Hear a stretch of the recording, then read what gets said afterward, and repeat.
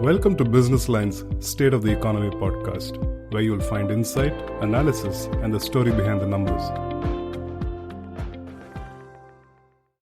Hi all, welcome to Business Line's State of the Economy podcast on commodities. Gold continues to shine this year too. It has gained over 10% since January 1, and over the past year, the yellow metal has gained a phenomenal 40%. Silver too has been following suit. In India, the high gold prices have been a deterrent. Imports dropped to a meager 15 tons in February. What's happening in gold?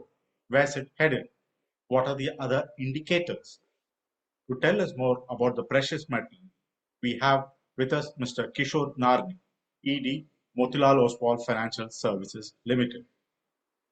Welcome to Business Line's State of the Economy podcast on commodities, Mr. Kishore Narne. Gold seems to be finding new highs this year. What's actually happening with regard to the precious metal? I think the rally in gold has been driven by three major factors. Number one, of course, has been the geopolitics.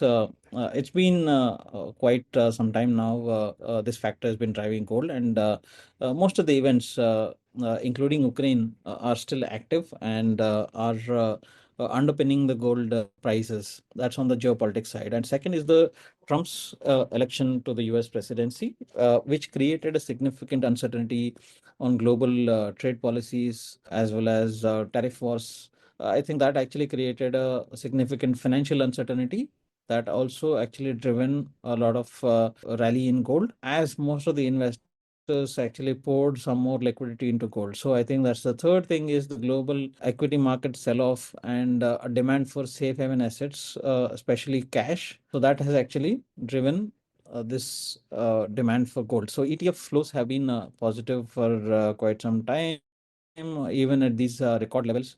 The new investor demand has been progressively better. Though there is a slight dip on the jewelry consumption demand, but I think investors are still driving the gold prices. Sir, where is gold actually heading to, and what do you see the cap? Gold, I think we don't anticipate, or we fundamentally most of the factors currently are priced in. So we are not aggressively bullish on gold. Having said that, I don't anticipate a major correction in gold prices. But on the upside, it's extremely difficult to predict where it will end up because currently our prediction is that $3,200 should be the price upside ceiling. But again, it's an uncharted territory, and most of the factors which are currently driving the gold is not, they are not historically have been together in this kind of a mix. And globally, interest rates are still very high. So there is a large scope that the interest rates can come down significantly and faster in maybe towards mid 2025 or in 2025, as we have already seen globally that especially the US and Europe are facing significant economic headwinds. So that will trigger rate cuts as you come. So as the rates cut, gold should rally further. But as most of the gold rally has already happened, despite the rate cuts, in anticipation of the rate cuts, so how much the gold will continue to be going up on an actual turning up of rate cuts is going to be a big question. So we have been cautiously bullish on gold. So $3,200 to $3,300 could be a possible upside resistance, or you can say a ceiling. I think in the context, is there any big factor at this point of time for a gold price collapse? Except a strong dollar, I don't see any other factor. So we can see very safely that the downside is limited, but upside also comes a bit of limited. So we have already discounted most of the existing positive aspects of gold price rally.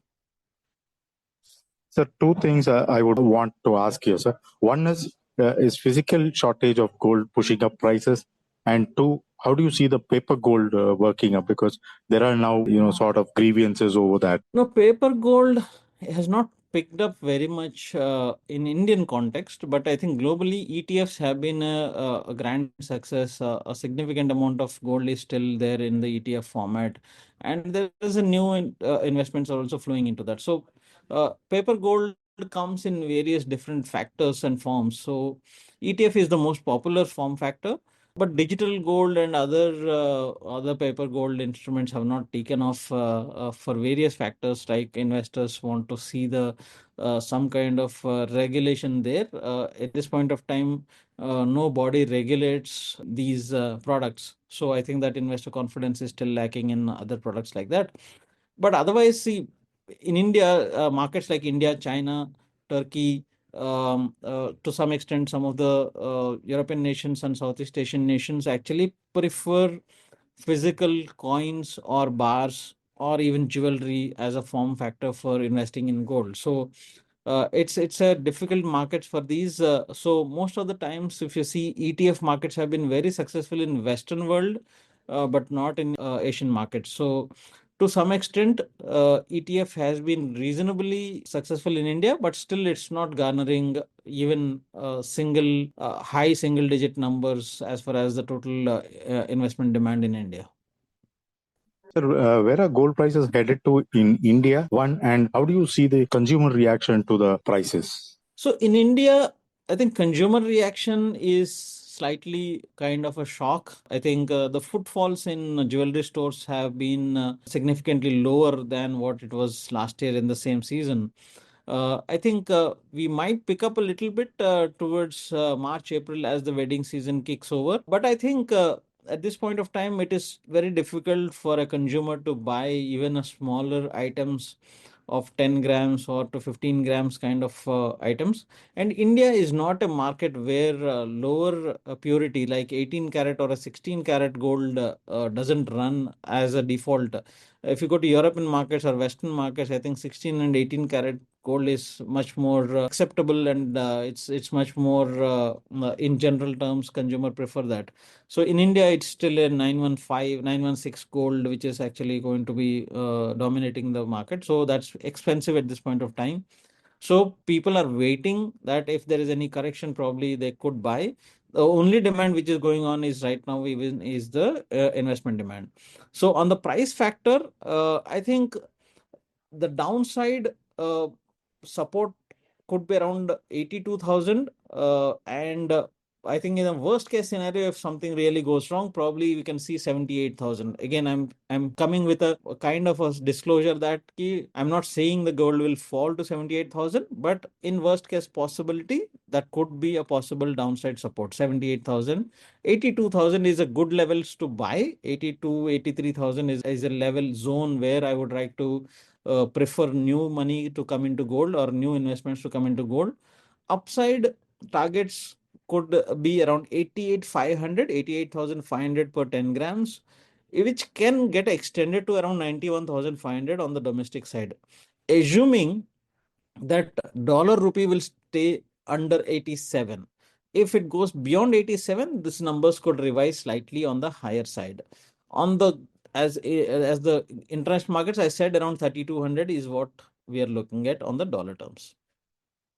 Sir, again, what are the upside and the downside risks to gold's movements, sir, both globally and domestically? So the downside risk is if there is any sharp rally in dollar and vis-a-vis other currencies, especially the Asian currencies, then there could be a sell-off in dollar, a sell-off in gold, as that's not a preferred asset class. Second is that if there is a rise in US 10-year treasury yield, or if there is a tightening of interest rates, which is most unlikely at this point of time, but that's the risk factor which we should see, that if the rate cuts doesn't happen and if the yields firm up from here also. Uh, so I don't see that coming up. I think there are two factors which will drive gold. If US budget deficit goes down by various means, and if Trump is managing to get the deficit under, probably that could be a positive for gold. Second is if the dollar or the interest rates in dollar terms goes down, that could be a much more greater positive for gold. But again, having said that, three rate cut cycle in 2025 has been already priced in. But the current market is looking at only two rate cuts in 2025. So in that case, if the rate cuts doesn't happen, that could be a risk factor as well. But in my personal view, 3 rate cuts could be possible, but all the 3 rate cuts would mostly will be in the second half of 2025 calendar year.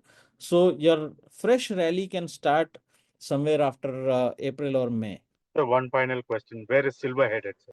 I think silver is also following gold, but at the same time, silver is been on a fundamental or structural bull trend as the supply of silver is lower and the demand has suddenly spiked up after the EV demand and the green technology demand related upswing in demand.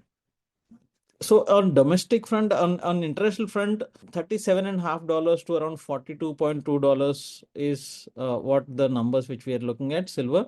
So $42 in India will loosely translate around 110,000 rupees. That's a 1,10,000, 1,11,000 rupees. But an upside could take it to around 1,25,000 rupees. So our current view of Motilal Oswal stands at 1,11,000 rupees as a base case scenario and 1,25,000 rupees per kilogram of silver as a bull case scenario. On the downside, anywhere close to 85 to 86,000 rupees is a floor. We don't see silver breaking that until unless there is any extraordinary circumstances. So anywhere close to around 85, 86,000 is the support and around 1,25,000 is a potential upside for silver. Thank you very much for your very insightful views, sir.